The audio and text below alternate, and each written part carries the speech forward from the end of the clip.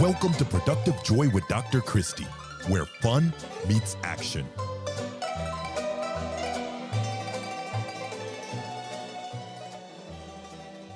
Hi, friends. Welcome to Productive Joy.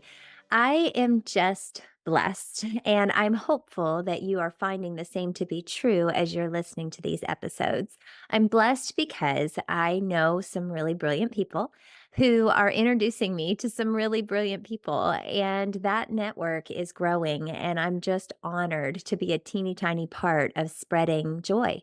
The guest that I had this week, her name is Dr. Lindsay Frey, and she's known since she was 16 that she was supposed to be a psychologist and she was supposed to help people with their cognitive behaviors. Why does our brain do what it does, and how can we figure out how to leverage that positively? And it was due to circumstances that she ended up in that space, and yet she has used it for good her entire life. And what I appreciated most about Dr. Frey is her authenticity. You guys know I'm a sucker for authenticity. It's because I see I see power in people choosing to be themselves. I also recognize the guts it takes, the intestinal fortitude that it takes, that regardless of situation, that you're willing to be yourself. I hate to tell you, but you're only equipped to be you. You can't be somebody else, but we so often wear a mask. And if you've ever worn a mask, whether it was, in a pool, you were swimming, or maybe you were snorkeling, or maybe you were wearing a mask for a masquerade ball, it is really hard to breathe. It is kind of suffocating.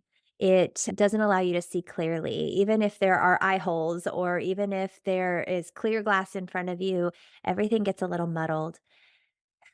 Why would we want to live like that? We don't have to. We can be us. You are fearfully and wonderfully made to be exactly who you are. And yet, so frequently, we're just hiding behind something. So, I'm going to encourage you not to hide anymore. You don't have to. What Dr. Frey talked to us about was really about our thoughts impact our feelings, and our feelings impact our behaviors. So, if you can get a handle on your thoughts, then you can positively impact everything else. Why wouldn't you want that? As a leader, something that I do is I try really hard to know my people. I think it's incredibly important that we know who we have on our teams, what their talents are, where their skill sets lie, and then asking them more than once, often, hey, are you happy doing what you're doing? Do you feel like your talents are being utilized? Are you content in the space that you're in? Is there something you'd like to learn more about? As a leader, do you ask those questions, or do you make assumptions? Do you make assumptions that you know best for everybody on the team, or do you ask them periodically what it is that they need? In talking to Dr. Frey, she works a lot with families and children and adolescents. And it sounds to me like she does a really good job of asking questions, of asking, why do you think you're feeling that way? Or what's ruminating in your mind over and over and over again? Where are you stuck?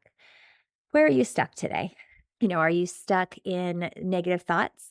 Are you stuck in feeling unworthy or ill equipped to do the thing that you're being tasked to do? Well, I can't wave a magic wand over you, although I do have one. If you're looking, here's my wand. I got it at the dollar store. It's very exciting. And sometimes I wave it. There's no magic here. The magic comes from within. But I think it's important that we recognize that although there is no magic wand, there are some skills and some tools that you can use to be better versions of yourself. The biggest one that she talked about was writing down your negative thoughts and then getting rid of them, or writing down the positive things that happen to you at the end of each day, because where we choose to focus is 100% what we're going to see. So, today with Productive Joy, I want to encourage you, if you are running a team and you're struggling to get that team to be cohesive, call me.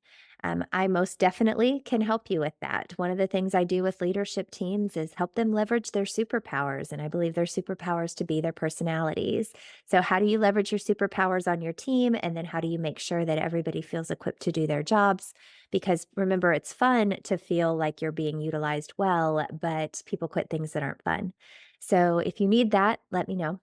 Also, if you are just feeling a little like, I could use a little more Christy in my life, that could come in a lot of different ways. I do consult one on one, I do group sessions as well. And we can just talk about what it is that you think that you need. And then we'll see if I can meet those needs. And if I can't, I probably know somebody who can.